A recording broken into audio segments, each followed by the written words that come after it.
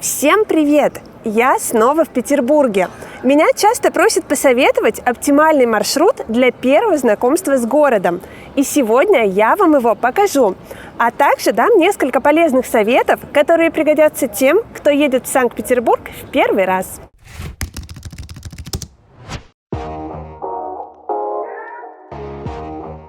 Я много лет прожила в Санкт-Петербурге, а сейчас приезжаю сюда на лето. Конечно, я много знаю о Питере, но мне нравится быть вечным туристом и открывать этот город снова и снова.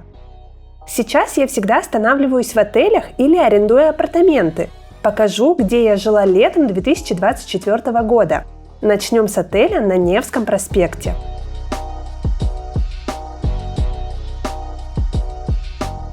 В Питере я остановилась в отеле «Агни». Его название и ссылочку, по которой можно проверить цены, я оставлю в описании под этим видео. Посмотрите, вдруг вам захочется здесь остановиться. Мне удалось забронировать его по очень хорошей цене, несмотря на то, что сейчас разгар туристического сезона, середина лета. Главный козырь этого отеля в том, что он находится прямо на Невском проспекте. До Эрмитажа можно дойти пешком, а всего в паре минут ходьбы находится станция метро Площадь Восстания и Московский вокзал, а также торговый комплекс «Галерея». Внешне этот отель кажется совсем маленький, у него такой узенький фасад, но если вы в него зайдете, то поймете, что он просто огромный. Номеров здесь много. Этот отель оформлен в таком классическом петербургском стиле.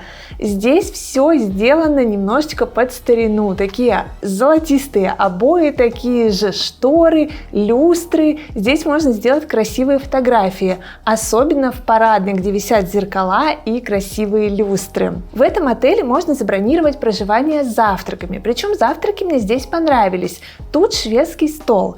Есть и горячая еда, например, омлеты, сосиски, каши, блинчики, оладушки. И холодные закуски, несколько видов салата, колбаса и сыр и даже фрукты, причем выбор фруктов хороший. В течение дня в этом же ресторане, где проходят завтраки, можно бесплатно пить чай и кофе. А еще тут можно заказывать комплексные обеды или ужины, причем цены очень хорошие. Я бронировала стандартный номер, он оказался просторным, здесь много места для хранения вещей, двуспальная кровать, все очень чистое. По запросу здесь предоставляют гладильную доску и утюг, также если вы что-то забыли, например, можно попросить зубные щетки, зубную пасту. На каждом этаже стоят кулеры с водой, в номерах есть кондиционеры, в Питере летом это очень важно. И на всей территории отеля работает бесплатный Wi-Fi. Он, конечно, не очень шустрый, но главное, что есть. В целом, отель «Агни» мне понравился. Если вы тоже хотите жить на Невском проспекте и не платить за это огромные деньги, то присмотритесь к этому отелю. Ссылочка на него в описании под видео.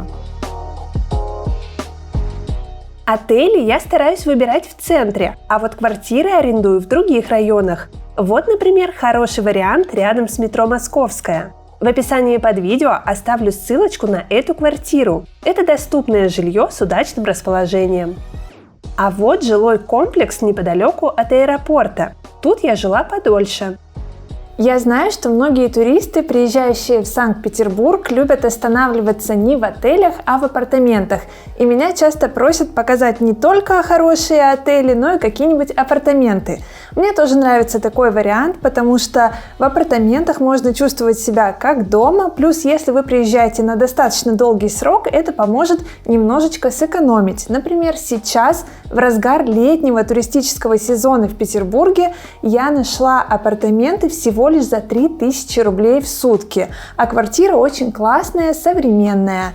Причем этот жилой комплекс находится неподалеку от аэропорта, всего лишь в 10 километрах, в пешей доступности от метро «Звездная», и здесь очень приятный двор. Здесь есть большая бесплатная парковка, несколько супермаркетов, рестораны, кофейни, очень удобная инфраструктура. Сама квартира мне тоже нравится, она небольшая, современная, хорошо оборудованная и пригодна для достаточно долгого проживания. Тут есть прихожая, ванная комната современная, чистенькая, тут есть минимальный гигиенический набор, тут есть бытовая техника, холодильник, микроволновка, стиральная машина, плита, все, чтобы можно было приготовить себе еду. Это студия, тут современная мебель, просторная кровать, телевизор, хороший интернет, много места для хранения вещей и просторный балкон. Единственный минус – не лучшая шумоизоляция. Но к этому я была готова, потому что об этом я прочитала в отзывах. В описании под видео я оставлю для вас ссылочку, там вы сможете прочитать другие отзывы, также посмотреть, сколько стоят эти апартаменты на ваши даты. Если все занято, то там же вы можете найти тысячи других вариантов, поэтому обязательно пользуйтесь. Кстати, там же будет точное расположение этого жилого комплекса. Сразу можете посмотреть, подходит ли он вам.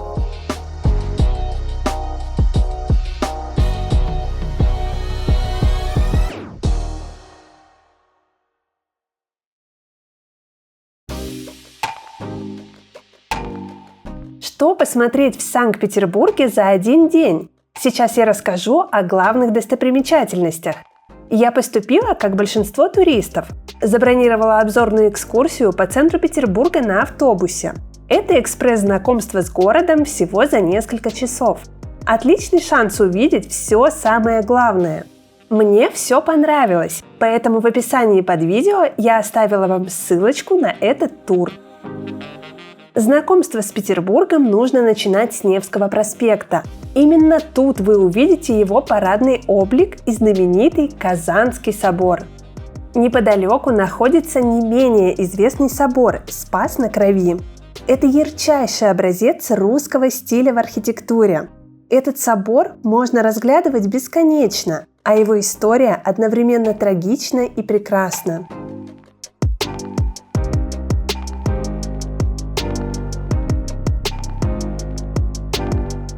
Еще один символ Санкт-Петербурга – крейсер «Аврора», который прославился тем, что дал холостой выстрел к штурму Зимнего дворца во время революции. Сегодня это объект культурного наследия Российской Федерации и популярный музей. Санкт-Петербург – это огромный город, а начиналось все здесь, в Петропавловской крепости на Заячьем острове. 27 мая 1703 года Петр I заложил крепость и дал начало строительству Санкт-Петербурга. Здесь однозначно стоит побывать. Вход свободный. Я гуляла по Петропавловской крепости во время экскурсии. Так оказалось еще интереснее. Главный объект крепости – Петропавловский собор и Великокняжеская усыпальница. Это еще один символ города на Неве. Любопытный факт. Ангел на шпиле кажется маленьким, но размах его крыльев составляет более 3,5 метров. В Санкт-Петербурге также стоит увидеть набережные. В центре они хороши тем, что с них открываются великолепные панорамы города. Особенно прекрасен вид на Васильевский остров. Медный всадник, Зимний дворец, Исаакиевский собор – все это обязательные пункты маршрута по историческому центру Санкт-Петербурга.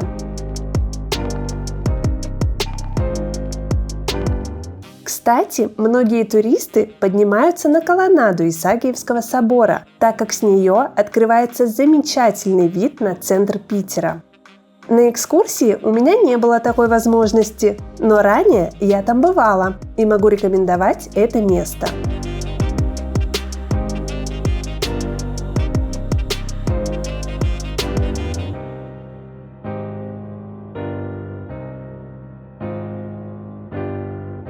Я выбрала тур по Петербургу, который заканчивается самостоятельным посещением Эрмитажа.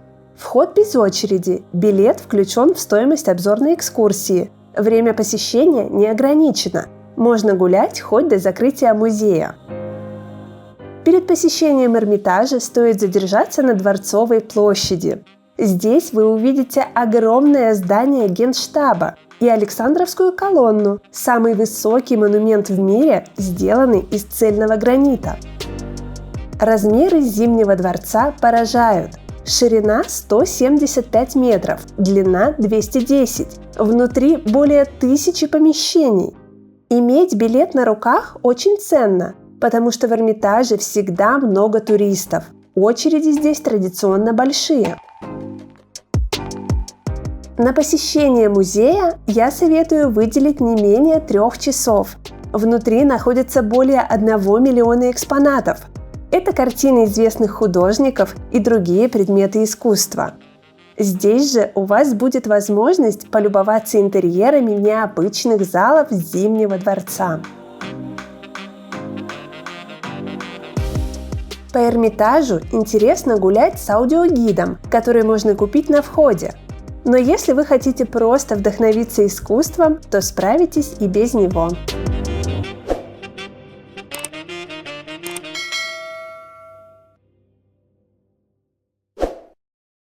А сейчас я отвечу на популярные вопросы туристов о Петербурге, которые мне часто задают. Один из самых главных вопросов: на какие экскурсии стоит сходить в Питере?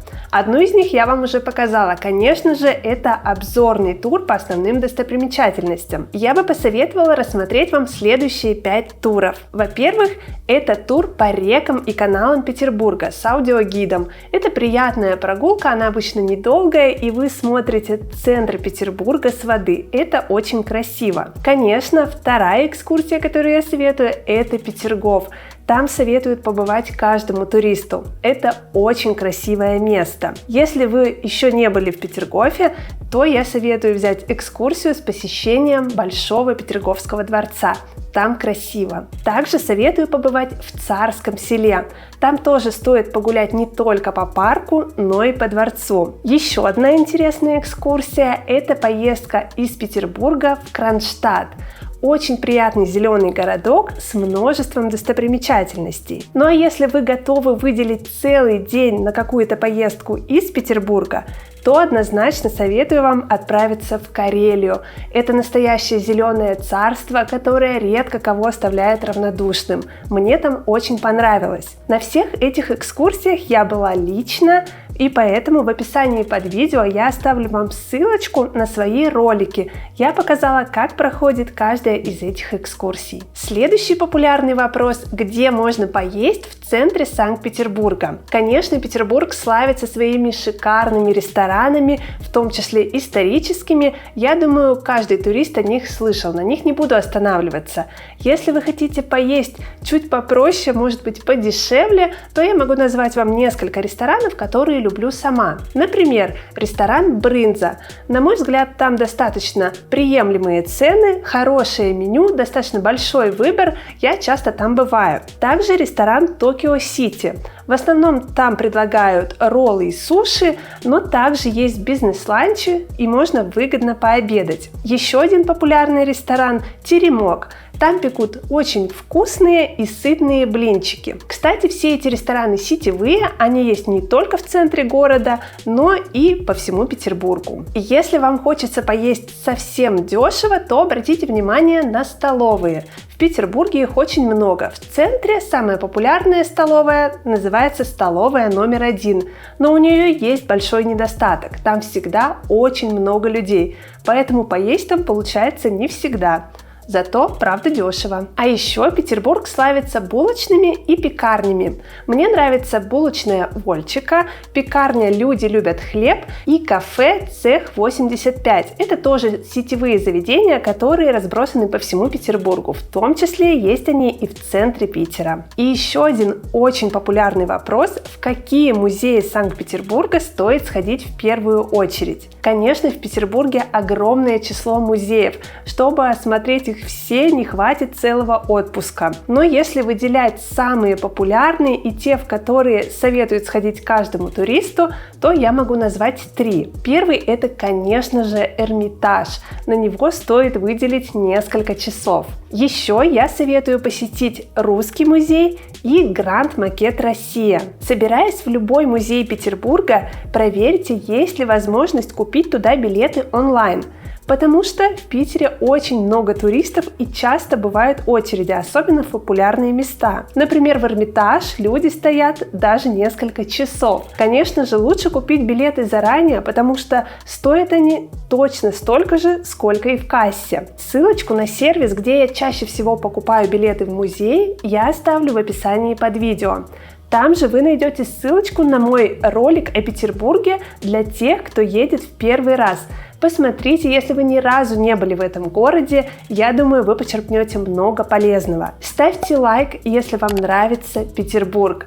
Подписывайтесь на мой канал, впереди еще много интересных путешествий по России и не только.